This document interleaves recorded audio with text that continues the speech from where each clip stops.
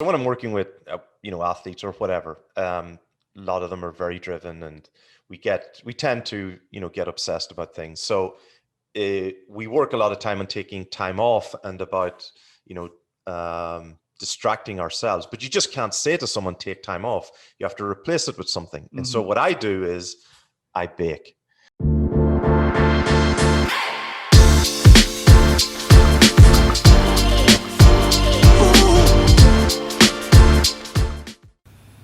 This episode of the Smart Athlete Podcast is brought to you by Solpre.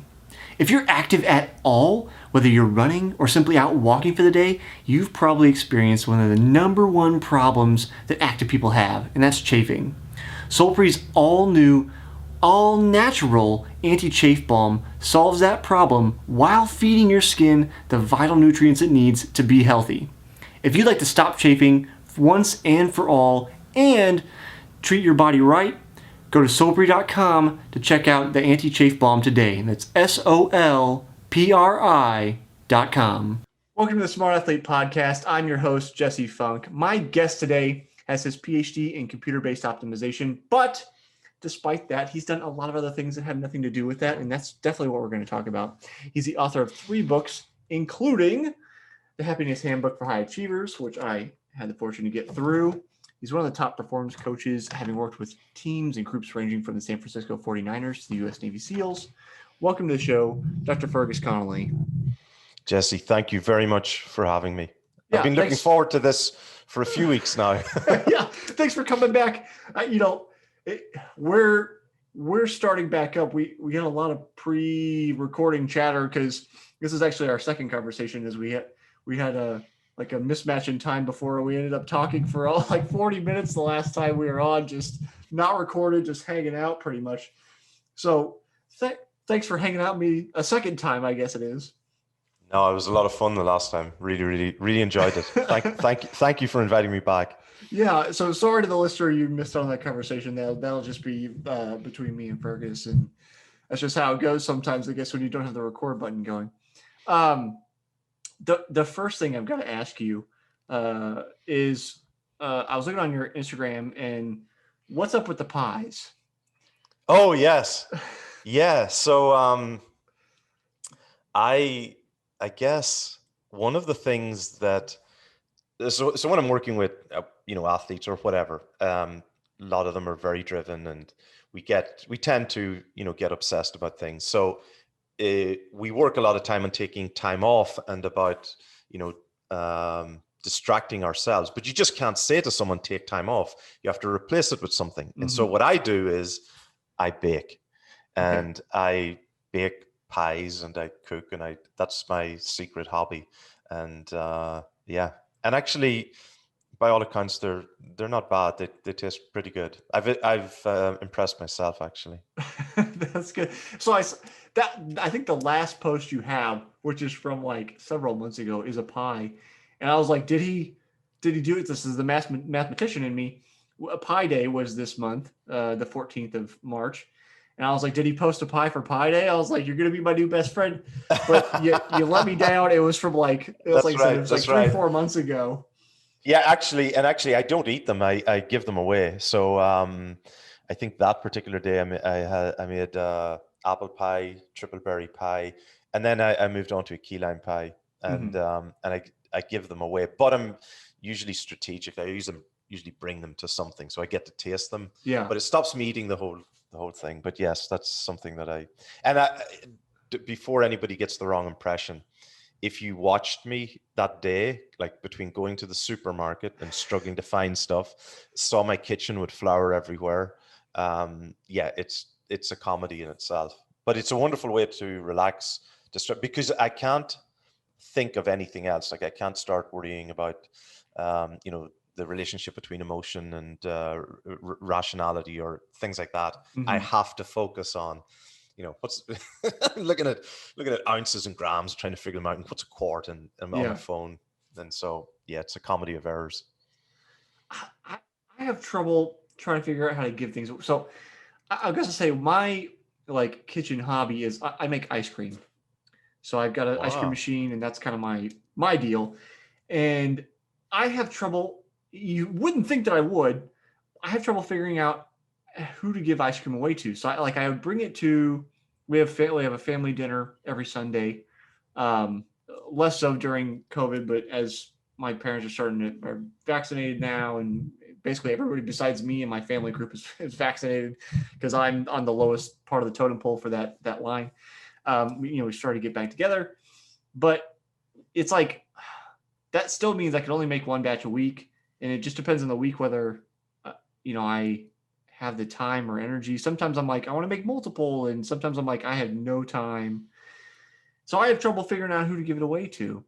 I've suggested to my fiance. I said, well, I'll make some and I'll give it to the neighbors, and she's like, no, that's weird. I'm like, what? Who doesn't like ice cream? Like I can't go to the neighbors and be like, here, I made some ice cream. Like, do you want this? But like years ago, that's what people used to do, is make something, bring it around to the neighbors and things like that.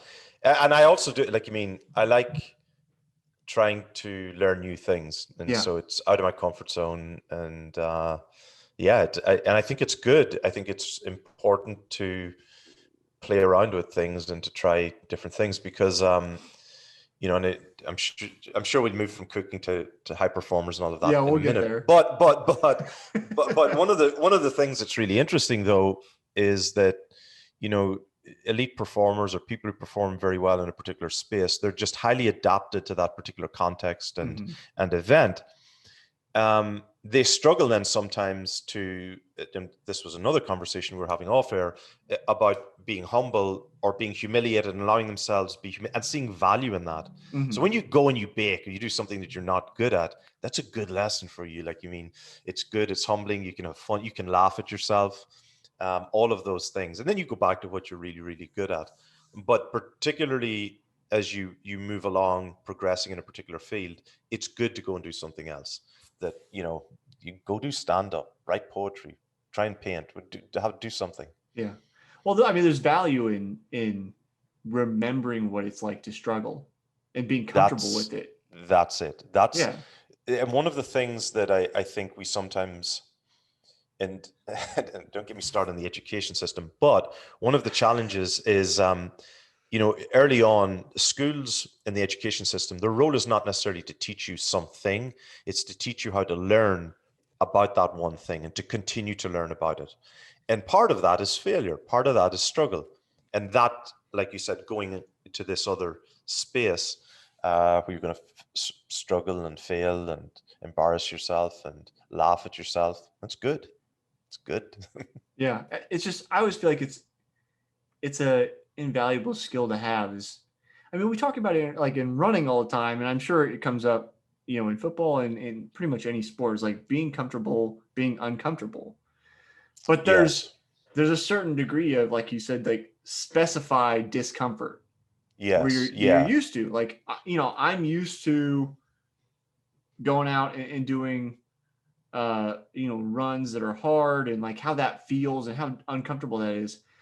But even if you, like, we don't even go outside of the realm of sports, you just take me in the gym and let's go like lift heavy. Like, it's going to be a whole different realm of discomfort. I'll probably adapt quicker than somebody who's never lifted before, but it's still not the same realm. It's a different kind of burn. It's a different, different actual muscles getting activated depending on what you're doing. So I feel like you should like I've coached, I've worked in sport. You should see me do CrossFit. Like, it's the most humiliating thing ever. Like, it's embarrassing. Like, there's, 23-year-old girl beside me, like, hasn't broken sweat at the end of it. And I'm looking for a lung and a spleen somewhere, coughed up two organs in the middle of it. But again, it's important. I think it's important to go on those journeys from time to time. The one caveat is, like you said, when being uncomfortable being uncomfortable branches into overuse or overtraining, right, and you're just continuing to grease that single particular groove, then something's going to happen. And so the diversity and choosing other areas and to enjoy that, and again to remind yourself of the growth is in the struggle. The Yeah. growth is in those difficult moments. I don't know what your thoughts are on it, but it seems to me like practicing that, if you want to think about where does it have practical value, so to speak, it's like practice for the uncomfortable parts of life. Like crap's going to Hmm. happen to all of us. It doesn't matter how, where you're born, to some degree, greater or lesser, bad things are going to happen at some point, and you're going to have to deal with them. And getting used to being uncomfortable through a situation you're not familiar with, I think that's where that comes in, where it's like, this isn't just an exercise in futility. It actually has some practical nature.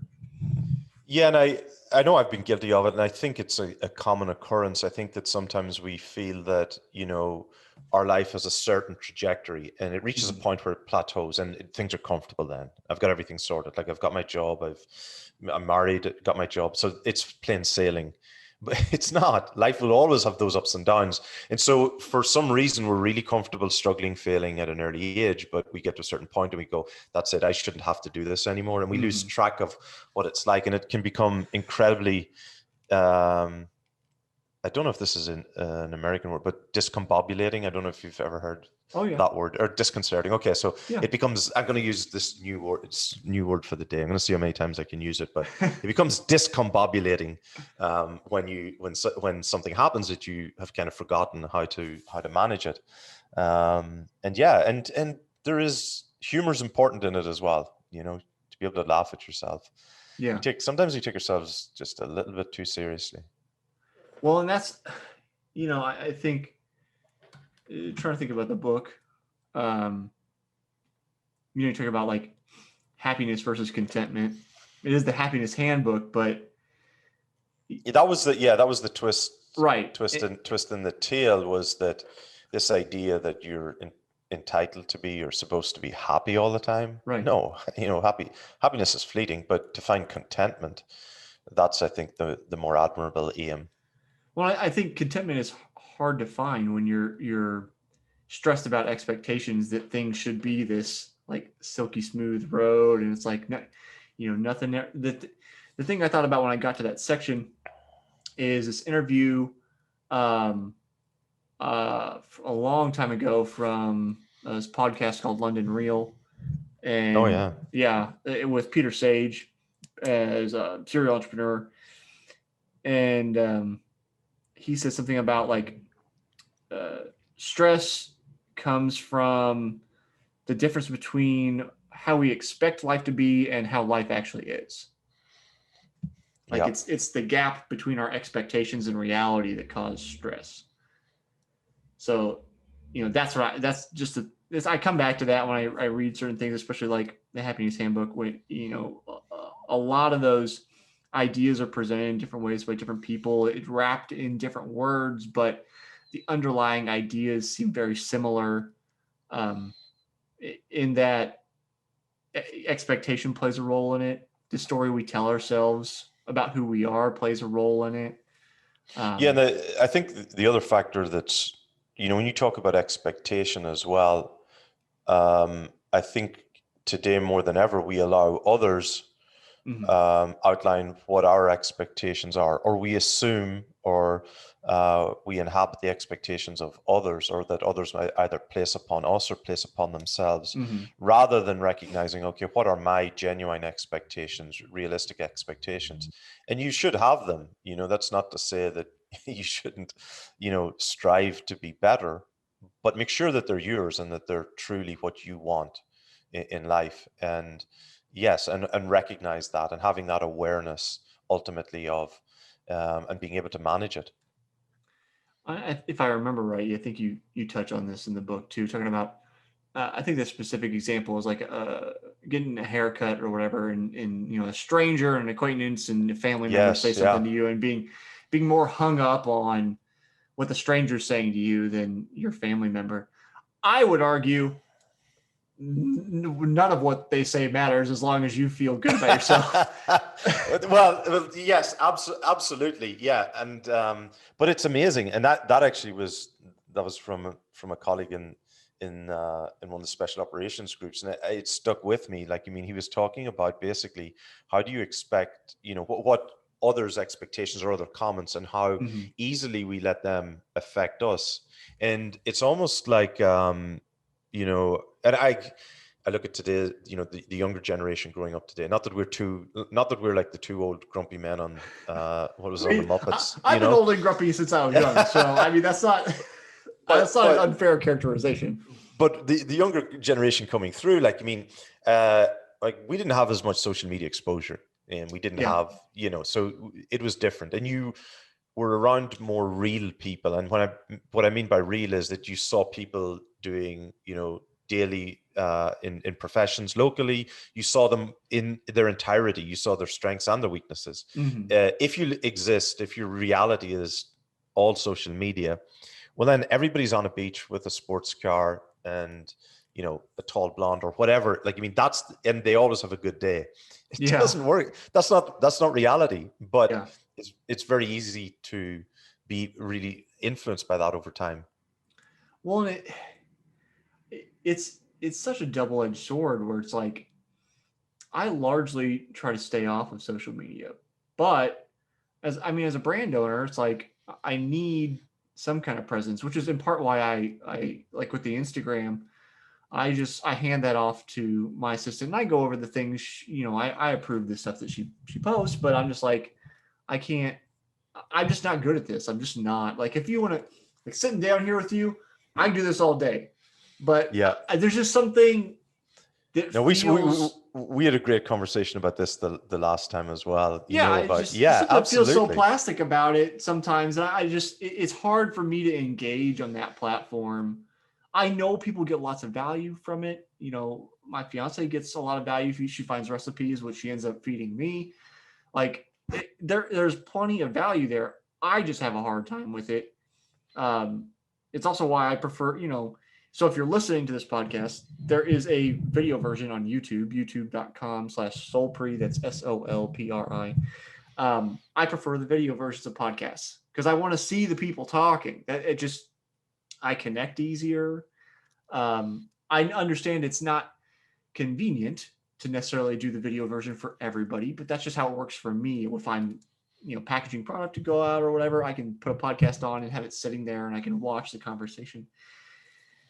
Something missing, it's like, I mean, this is not probably unusual to you or anybody listening, but talking about social media is the highlight reel of everybody's lives, and you don't Hmm. get to see all the bad things. And it's like, there are also people that only post the bad drama filled things. It seems like it's one extreme or the other.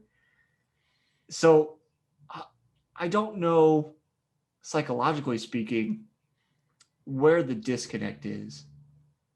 Is it because you hit publish and it's a finalized piece of presentation of this is who I am, and you're not as concerned with that in person? Or is it you peeling back the layers of who somebody really is and you get to see behind the curtain?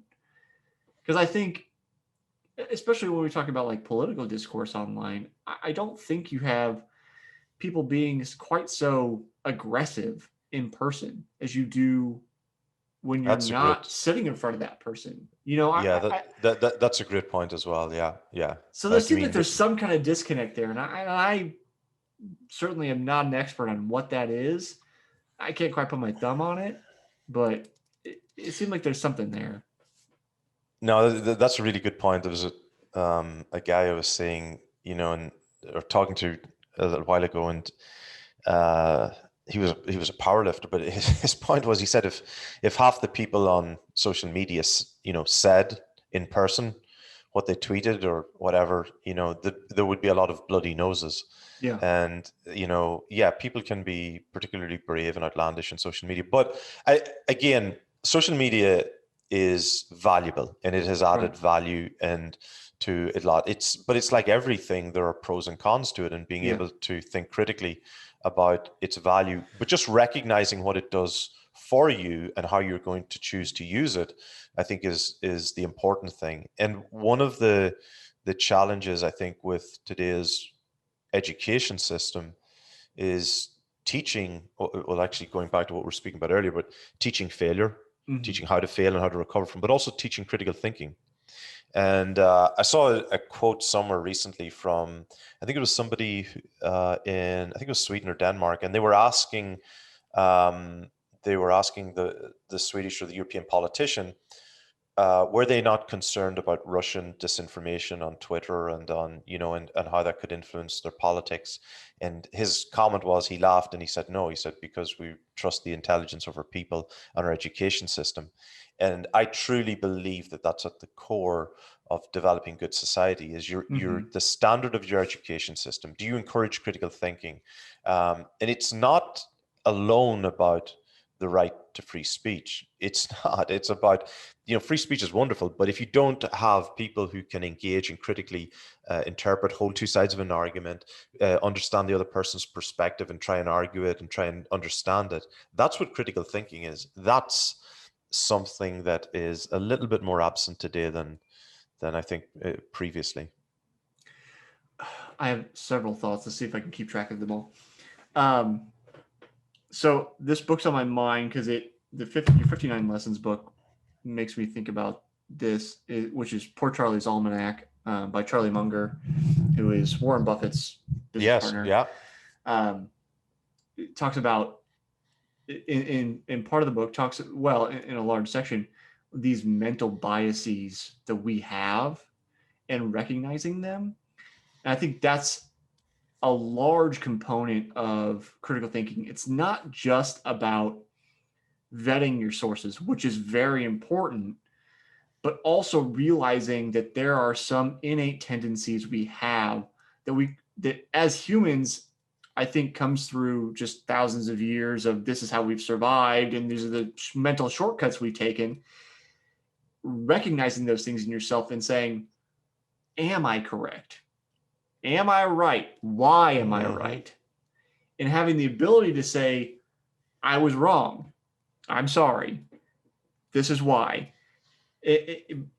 That's the toughest part, because critical thinking to me is not just a matter of, well, I vetted this source and they seem legitimate.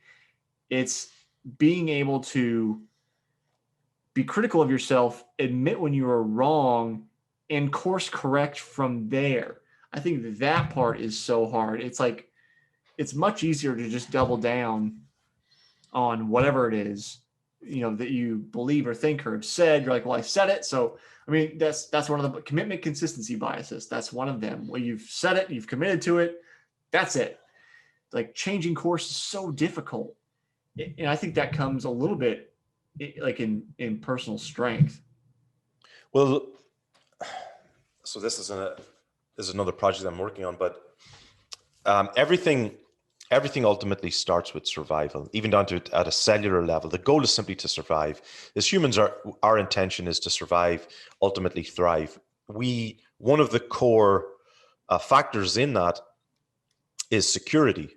And when we are secure, we feel safe. And the reason for that is that it's incredibly costly to be constantly on alert and trying to survive. So when we get moments of security, we can relax, and it's like a dopamine addiction. So when we find a secure place, somebody who agrees with us, or we find in that security, we can relax for a moment, and that's very addictive. When somebody comes and presents an argument that is absolute, adamant, and secure, there is a certain security mentally in that. Now, whether sometimes we switch off then because we're in this place of comfort and we don't challenge it, but we thrive on the security that it provides. And that is really at the basis of what you're saying, is that it doesn't really matter necessarily what that point is. We forget to challenge ourselves. Mm-hmm. And even with the source itself, going beyond that, there are some incredible people who've influenced me in my life, and I'm so grateful to them. But I would still challenge their thoughts and perspectives, and I'll go, is that right? And think it through, and ask the why question to yourself, and enjoy that. Again, I keep coming back to enjoying it, because if you don't, and you don't see the benefit, then you just see it as a task.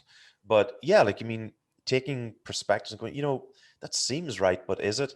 And I think our desire for security and absolutes sometimes compromises our ability to critically think. And then further on, to your point, the ability to say, you know what, I've seen more better information, I've seen more evidence, I'm changing my view, and to be happy doing that. Mike Boyle, coach in Boston, I remember him saying, he said, if somebody presents better evidence, I reserve the right to change my opinion.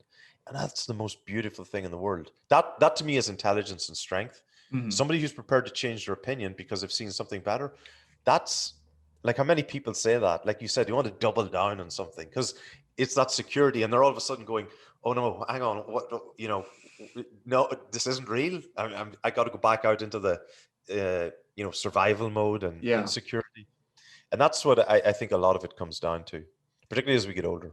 Well, along the lines of security, it's in part, I think that sense of security comes through a sense of self, right? Where it's like, if you believe something and it's a reflection on who you are as a person, and then you have evidence, strong evidence provided to upset that idea, then who are you anymore? And that's a bigger like fear than simply I have to change my mind. It's who am I? What Well, do Jesse, I believe? Like that's you can yeah, turn around a little quickly. yeah, or even stretching a little bit further in the sense that that's who I think I am, Right. and that's who I want to be. Right. And all of a sudden, hang on, yeah, that's worrisome because you've set an expectation, and and we do thrive on formulas, and we thrive on simplicity, clear, black and white. The reality is the world is gray. There's very, very little black and white. There's various shades of 50 shades of gray if you want, but there's lots of shades of gray, and we have to understand and navigate that and understand that nothing is certain. And I know in my career, whether it's been coaching or anything else, the greatest learning for me has come in challenging everything, even not, public or challenging people, but taking something and going, something that's taken as an absolute and going, is that right? Is that really right? And where would it not work? That's learning. And the best coaches or the best people I've been around are those who have principles, but a principle isn't a law. There are very few laws. Principles this is a general guideline that I believe to be true at this moment in time. But, should in 5 years' time something come along, I'm going to change that principle. But they're principles, and they have a certain amount of flexibility within them. And I think, again, I don't. There was a TED-Talk study done years ago where they asked people to watch a number of political commentators and get their opinion on which commentator they liked the most. What was interesting was all of the commentators who were adamant about the success of a particular election were the most popular ones, even though a lot of them were wrong or they weren't quite accurate. But the fact that they were adamant, they provided security, direction, and clarity for people, they were more appealing, rather than the other commentator who said, yeah, I'm not quite sure, and it looks a little bit like this, which was, again, more truthful and more accurate. But the person who was adamant, that's why very often, sociopathic or narcissistic leaders are so appealing to people, because they make it simple and clear, black and white. I think about that sometimes. I think about myself in this show, and I wonder, or I think probably that's in part why maybe I'm not more popular, because I'm not sure of anything. No, well, the joke. Like, the answer to every question is it depends, and particularly in coaching. Right, that comes up all the time on the show. I'm like, well, it depends. When people ask me, like on the YouTube channel, I have a running show, and people ask me questions. They'll ask me very absolute questions.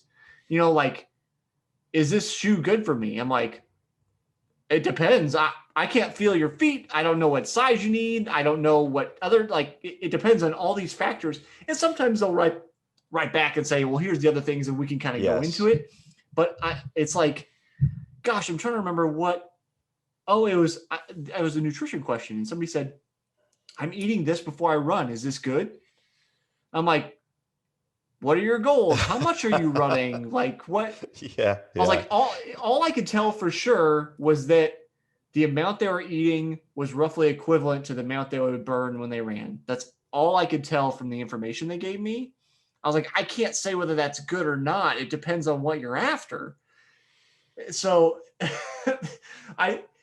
anyway, so that's something I think about where I'm like, maybe that's why more people don't want to listen to me, because I seem like I waffle on so many things, but I think it's a matter of I feel more honest if I'm like, it depends, because I think that's the reality of it. There's no, we love hard and fast rules because it's like, well, that's the answer. I can stop thinking. There's security in that answer. There's no instability. But again, Jesse, it's understandable, because if you look back at like the education system, Yeah. it is largely based on rote learning. So there Right. is an answer to the question. Right. So we've been conditioned to believe there is an answer. Like there's a black and white, and that is basically down to recall and memory, and that's that's the consequence of it, as opposed to as opposed to having a good, interesting debate. Like, I mean, when I was younger, I did some debating at school, and I used to hate initially. There's always two sides of an argument. There's one that's good, and there's one that you don't want to get. And when you get the one that you don't want to get, you get annoyed and whatever. But you have to debate it. And slowly, as it's coming close to the debate, you go, you know what? I'm actually enjoying this. I don't believe it necessarily, but I love the value of debating something. And now I've had to see it and all of a sudden you're going, you know what? Maybe there is a perspective, because nothing is ever just black and white, like we say. And, but again, not all people are, like you, are truth seekers necessarily. There are people who just want solutions, Right. they just want the solution without the understanding, which is fine. And there is a time. It's like emergency medicine. If you fall and break your leg, you want a solution, so you go straight to emergency medicine. Right. But if you want to learn how not to fall again and for it to cause, then you got to go see, biomechanist or whatever that might be, or go on that route. But there is certainly a time for it. There's a time when, yeah, absolutely, I just need an answer straight away. I'm going to come back and figure it out, but I'm urgent. I urgently need an answer to this. Yeah. And but again, it depends on different spheres, because of course there are some spheres of your life that you don't necessarily want to know everything. For example, the electrical wiring in your kitchen, if you're doing a renovation, you don't necessarily want to go and learn everything, but you want to get a solution for that. But then there are other things that are important to you, that you should spend the time trying to explore and discover and investigate. Thinking about critical thinking and having the ability to say I'm wrong, and the ability to explore a different viewpoint, and going back to thinking about social media, to try to tie this back into the Happiness Handbook. We very common phrase, you're the average of 5 people you spend most time with. I think that happens a little bit in social media too, where we end up in these echo chambers and everybody says the same thing. And you touch on, the various levels of social circles and the different, I'll say, types of people that you characterize them as in the book. But I wanted to know about your thoughts on, should you, and how do you go about changing your social circle? Yeah, so people have asked me this before, and it's really the very first stage is having self-awareness. So lots of different people talk about, having, when they talk, for example, about physical, mental, and social. I always start with, physical, mental, and spiritual first and foremost, because people look to the social circle without first reflecting on themselves. And it starts with yourself. And the point is, how do these people impact my life? And are they impacting in a positive way or a negative way? And understanding that awareness first. It's like somebody who goes into a relationship and says, oh, this person's going to make me better. I need them. They're going to. No, whatever problems and issues you haven't addressed, you're going to bring those into the relationship. So it's first about reflecting and seeing the people who are actually being a positive source or positive light in your life, and then and again being open to other people as well that you meet, and recognizing that this person has good qualities. I enjoy being around them, I learn from them, we have similar values, and then spending more time with them. And we end up getting drawn to that. And sometimes you find people who we are influenced by the people that we spend time around, whether consciously or unconsciously. But reflecting on it, I spend time with this group of people, and when I come back to my family or whatever, I do or I don't behave. It filters through. It comes with me. Now, well, one example that this is a very concrete example. This and might not be the best one, but one of my friends he would go into rugby camp, say for 10 or 12 weeks with the team, and so they're largely in a hotel playing games, traveling. When he would come back, he used to tell me that for the first 2 weeks, his wife used to she got used to it. When he would come back, and he might have seen her a few times, all right, but when he would come back, spend time with the family, the very first thing she used to put on the kitchen table was a swear jar, because he had, being around guys, he had just, his language hadn't been great, and he would come back, and so for the first few weeks afterwards, he just had really poor language. He was swearing, and so she got used to. She would know. Listen, you come back, you spend time with these people, great people, but you picked up one bad habit, one or two bad habits. You got to fix this, and that's an example of how, and that's a really concrete, I guess, objective example of how subtly, different environments influence our behavior. I've talked about this with previous guests before. Anywhere from Chris, what is his last name? He's a police officer with the Chula Vista PD. To I can't think else, but just the influence of social media and the news. I talked to my father about the news. I say, just turn off the news. It's just like, excuse the language. We're just talking about this. It's just, to me, it feels like a constant shitstorm of just bad things happening all over, like all the time. And it's like, well, yes, there's 7 billion people on the planet. There is always something bad happening. Mm-hmm. And like, if you allow that to be the news or social media or whatever, which we as people kind of feed on negative information, that's why it gets run. If you allow that to be the thing that's influencing you all the time, like, you're probably not going to feel as well as if you like just take a break from that. And I mentioned this to people, and I get counter arguments about wanting to stay current, with what's going on in the world and all that kind of stuff. And I guess I understand, but I also feel like you don't have influence or basically any of it. There maybe are a few things that you do have influence over, but you're just not important enough to have influence over these things. And so you're allowing those negative emotions, those negative influences to come and be a part of your social circle, effectively affecting you, affecting your day, when you get basically no positive benefit from it. And not that everything should be a strict, everything has to affect me positively, but just I think the amount of value you get from the 24-hour news cycle is minuscule compared to the harm that's probably done. Yeah, like I would love to, I haven't looked at it, but I would love to know what the percentage of, not stories, but time is spent on positive and negative stories on each of different. And the reality is today that, there is a certain amount of voyeurism, and we do, get drawn to a scandal or a tragedy because we do want to see that. So there's that aspect. The other thing that's particularly important as well is, and I'm going to throw a percentage out here, which I've just made up out of the top of my head, but I believe that 80% of people who go to vote against someone, not for someone. Right. And I think that, and the reason for that is that that negative campaigning and that scandal is a far greater motivator. And again, I'm going to go back to survival and fear and but that somebody's presenting somebody else as a threat to your either financial security, your emotional security, your ego, whatever it might be. And that becomes the motivator that we live in. So the world and the motivation, the fear motivation that is used today is incredibly powerful, and it works. There's no doubt it works. Mm-hmm.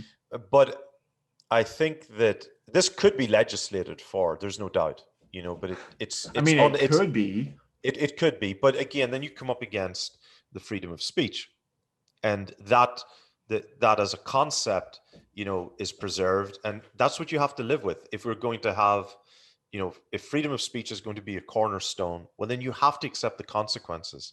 Now, the question comes: is there, freedom from responsibility then? But there has to be some way to manage it, because things have developed beyond, when it was first written and what it was intended for. So there has to be a certain amount of consequence, or those consequences have to be enforced. Do you want to rewrite the Constitution this morning? I mean, we could get started. It might take us a while. No, but I think that's what I think it's being able to recognize why these things happen. I'm not saying they're good or bad, but this is the reality. A lot of people do go to the polls to vote against someone else, and that comes from being motivated in fear. That's the reality, and people, that's what's being used. Is it good or bad? Who knows? That's the reality. That's what it is. And so it's interesting because we'll do religion after we do politics, but just so we cover all of the touchy subjects. But if you talk to people, and the number of people say, "Oh, well, I voted for this person," and they followed up with a "but," because I didn't like because I didn't like the other person or whatever. Like they have to reinforce it. So it's just interesting. That's what we are. That's the way that our society is at the minute.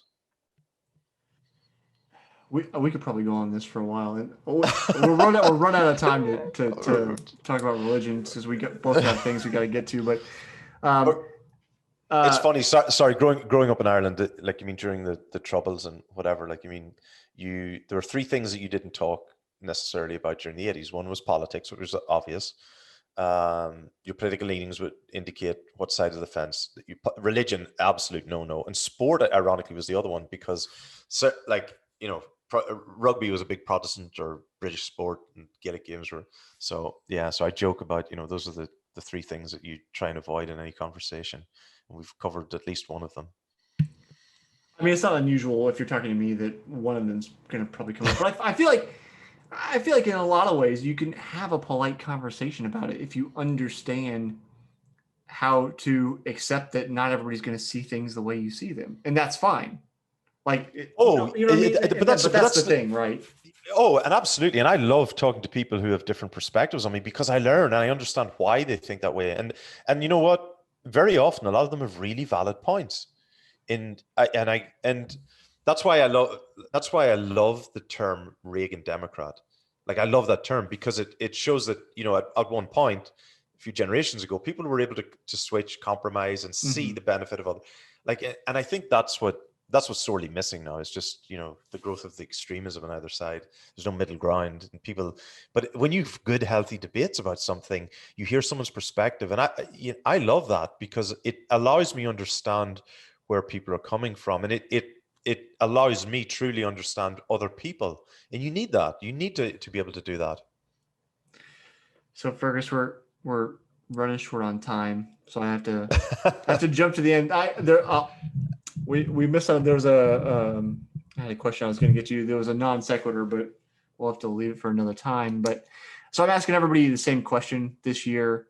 I have like a yearly question. My question for you, as everybody this year, is: how do you stay motivated after you fail to reach a goal? I learned, I guess, a number of years ago, that the beauty of failure, and actually seeing that as a positive. I just changed my mindset around it. And when I fail or when I struggle, I've got used to now stopping myself getting annoyed and smiling and going, this is the growth moment, and I have a choice which way I go. And so I've got really good at it. I get worried, actually, if things are going really well, because then, I'm going, okay, well, I'm not seeing where the failure is. But no, a lot of people I work with or coach, that's one of the key things that we work on, is going, good, okay, this is good. Now we're going to really bounce back from that. And the best people that I've worked with actually use that. And I'm not just saying this flippantly, but they do use it as a springboard. And that, to watch, is amazing. It's beautiful. Thanks for the answer. Fergus, if people want to grab your books, find you, where can they do any of that? My website, fergusconnolly.com, is the easiest. Everything from there.